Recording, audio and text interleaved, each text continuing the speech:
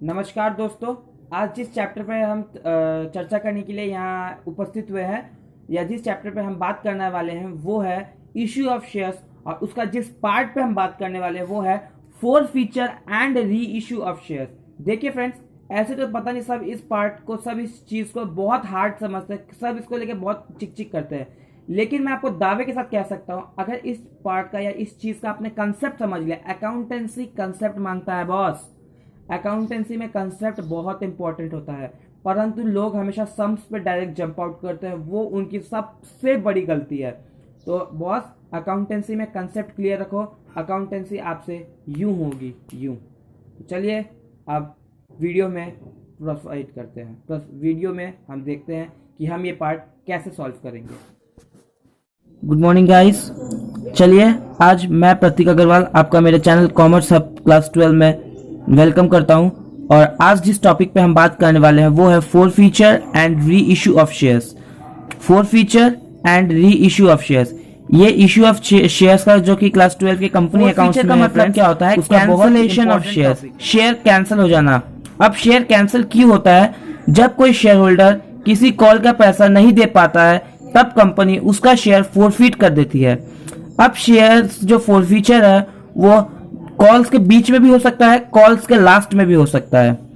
Share forfeiture ध्यान रखिएगा, calls के बीच में भी हो सकता है, कॉल्स के एंडिंग में भी हो सकता है। तो चलिए हम आगे बढ़ते हैं और जानते हैं इसके बारे में बेसिकली ब्रीफ में और डिटेल में। बेसिकली फोरफीचर की एंट्री कैसे शुरू की जाती है? कंडीशन 1 और केस 1।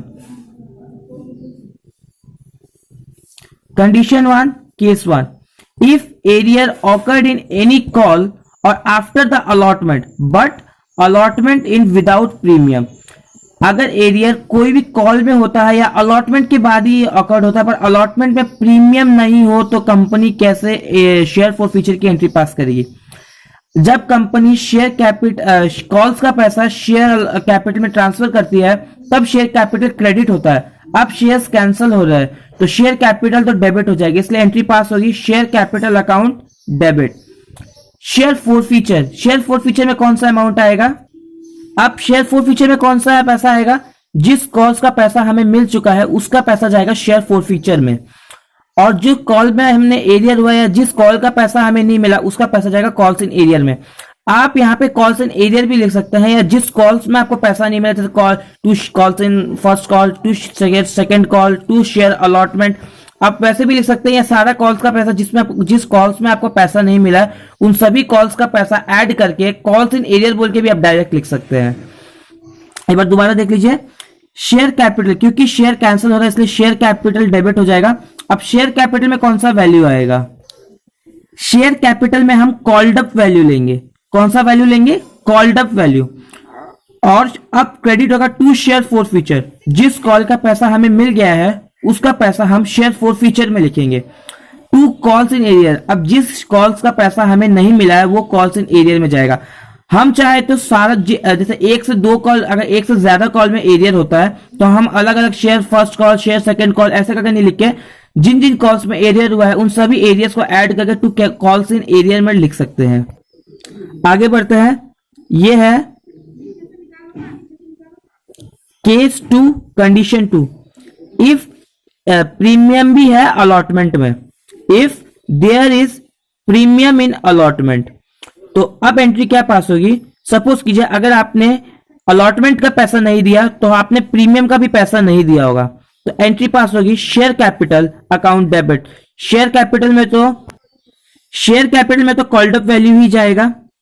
एसपीआर अकाउंट डेबिट, क्योंकि प्रीमियम जब मिलता है तब क्रेडिट होता है, यहां प्रीमियम नहीं मिल रहा है, प्रीमियम में भी एरियर हो रहा है, तो जब प्रीमियम भी नहीं मिलेगा तो प्रीमियम भी डेबिट हो जाएगा। तो एसपीआर में जो प्रीमियम हमें नहीं मिला है वो प्रीमियम का अमाउंट जाएगा।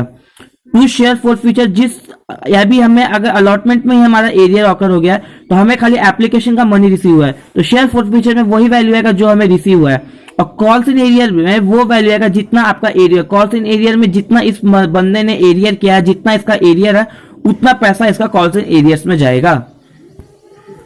चलिए एक बार और समझ लेते हैं। If there is premium also in allotment, अगर अलॉटमेंट में प्रीमियम भी दिया हुआ है तो हम क्या करेंगे? कुछ नहीं, शेयर कैपिटल को डेबिट करेंगे क्योंकि शेयर कैंसिलेशन हो रहा है तो शेयर कैपिटल तो डेबिट होगा। और जैसा कि मैंने ऊपर वाले केस में बताया, इस केस में भी सेम है। शेयर कैपिटल में हम कॉल्ड अप वैल्यू लेंगे। अगर अलॉटमेंट का पैसा नहीं मिला है तो उस बंदे ने प्रीमियम का पैसा भी नहीं दिया होगा। जब प्रीमियम मिलती है तब प्रीमियम क्रेडिट होती है। यहां प्रीमियम नहीं मिल रही है तो एसपीआर हम डेबिट कर देंगे। टू शेयर फोरफीचर, फोरफीचर में वो वैल्यू जाएगा जिसका हमें पैसा मिल चुका है। टू कॉल्स इन एरियर्स, अब कॉल्स इन एरियर्स में वो टू कॉल्स इन एरियर, अब कॉल्स इन एरियर में वो वैल्यू जाएगा जिसका पैसा हमें नहीं मिला है, जिस कॉल का पैसा हमें। अगर शेयर का जो री इश्यू हो रहा है वो पार में हो रहा है, अगर शेयर पार में री इश्यू हो रहा है तब एंट्री आएगी bank account debit to share capital. क्या? Bank account debit to share capital. अब एक चीज देखिए, हमें कैसे मालूम चलेगा कि कौन सा अमाउंट बैंक का है या कौन सा शेयर कैपिटल का है? अगर अमाउंट के आगे एट द रेट, एट या फॉर बोला हो तो वो अमाउंट बैंक का होता है। अगर अमाउंट के आगे एट द रेट, एट या फॉर बोला हो तो वो अमाउंट बैंक का होता है। और अगर अमाउंट का आगे एज, फुल्ली, पेड अप तो वो अमाउंट शेयर कैपिटल का होता है। अगर अमाउंट के आगे एज, फुल्ली, पेड अप बोला हो तो वो अमाउंट शेयर कैपिटल का होता है। आइए आगे बढ़ते हैं। If reissue is done at premium, अगर शेयर प्रीमियम में री इश्यू होता है तब एंट्री क्या आएगी? Bank account debit to share capital to SPR, bank account debit to share capital to SPR. Suppose कीजिए 10 रुपए का शेयर कैपिटल 10 रुपए है, मतलब आपको पेड अप वैल्यू या एज वैल्यू बोला कि 10 रुपया, पर शेयर री इश्यू हुआ है 12 रुपया में, तो 2 रुपया जो है वो एसपीआर में जाएगा। शेयर की वैल्यू है 10 रुपए, री इश्यू हो रही है 12 रुपए में, तो 2 रुपया प्रीमियम बोल के जाएगा। इफ शेयर डिस्काउंट में इश्यू होता है, हाँ एक चीज आपको फ्रेंड्स मैं क्लियर कर देना चाहता हूं कि जो न्यू शेयर्स है वो कभी डिस्काउंट में इश्यू नहीं होता है, बट जो सेकेंड हैंड शेयर्स है, जो स्वेट इक्विटी शेयर्स है, जो सेकेंड हैंड शेयर्स है, जो ऑलरेडी मार्केट में इश्यू हो चुका है, जो आप कैंसिल करके री इश्यू कर रहे हैं, वो शेयर्स आपके डिस्काउंट में भी री इश्यू हो सकते हैं। तो चलिए अब देखते हैं bank account debit share forfeiture account debit to share capital.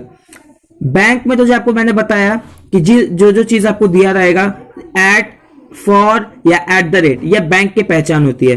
अब सपोज कीजिए 10 रुपए शेयर का दाम है, 8 रुपए में हमने शेयर को रीइश्यू किया है, तो जो 2 रुपए होगा वो शेयर फॉरफीचर में जाएगा। 10 रुपए का शेयर है, 8 रुपए में रीइश्यू कर रहे, तो जो 2 रुपया है वो जाएगा शेयर फॉरफीचर में। कि जो शेयर फॉरफीचर की वैल्यू है उसको कैपिटल रिजर्व में कैसे ट्रांसफर करते हैं, तो जो शेयर फॉरफीचर का वैल्यू है वो कैपिटल रिजर्व में जब ट्रांसफर होगी तो उसकी एंट्री कुछ इस, 2 कंडीशंस है उसमें भी, तो उसकी एंट्री कुछ इस तरह से होगी। अगर फुल्ली फॉरफिटेड शेयर री इश्यू हो जाता है, मतलब 1000 शेयर फॉरफिट हुआ और 1000 का 1000 ही री इश्यू हो गया।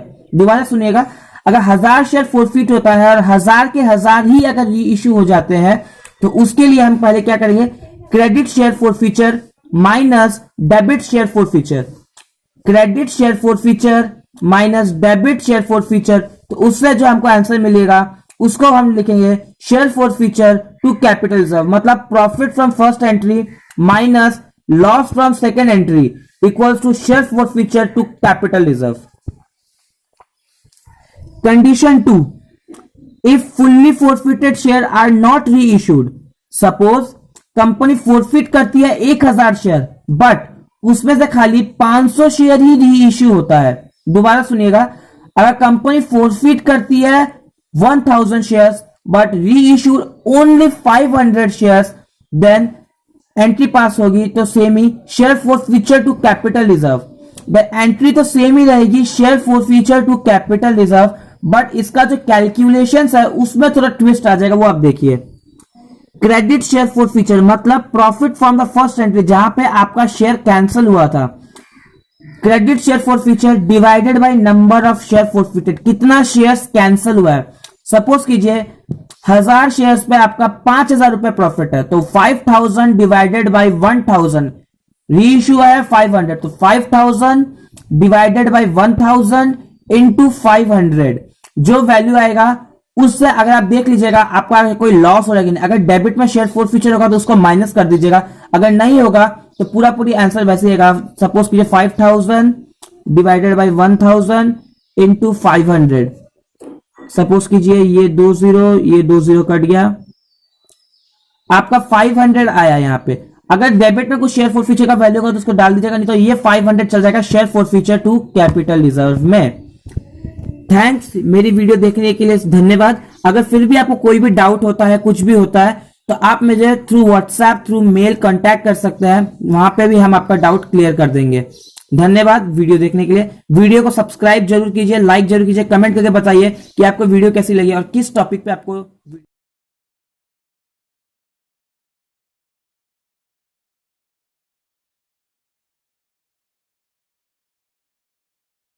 चाहिए। धन्यवाद।